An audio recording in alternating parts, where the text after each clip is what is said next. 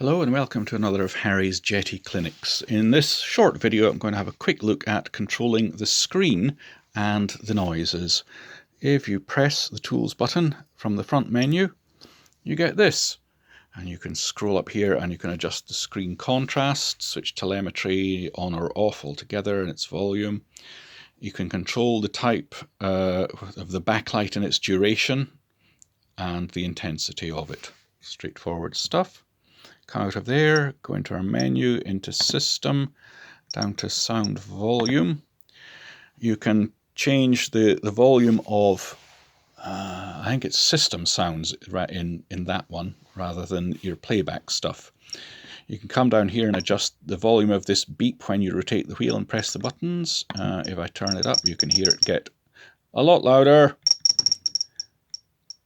Personally, I'm happy with it down at 20%. I like to know I've moved something, but I don't want it screaming at me. You'll see that you can also set a volume control for it.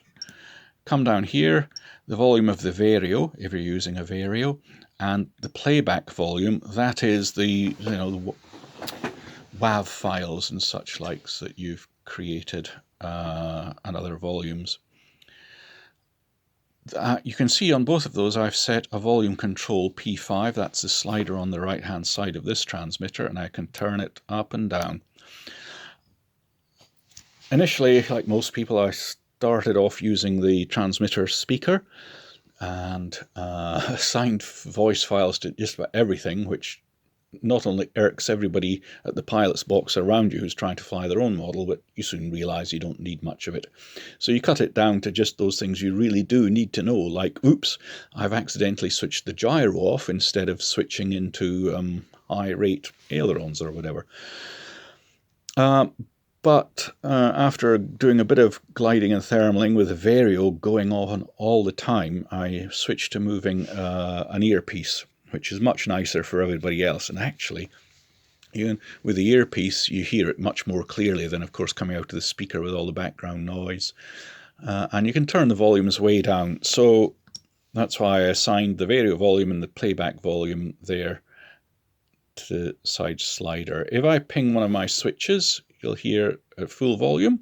Signal 0%. Turn it down. Signal 0%. And if needs be, I can turn it right off. So with either using the speaker or with the earpiece plugged in, it's much nicer to be able to control the volume and turn it down just to the minimum that you need to hear. But it also means you can vary it if there's a lot of background noise running. For instance, if you're flying your glider and you're trying to listen to the Vario, and there's nothing else happening, you can have it turned down really low, but then somebody else starts up their glow motor, which is howling away and making a lot of background noise or whatever. You can turn the volume up until at least you can hear it, so it's very handy. That's it.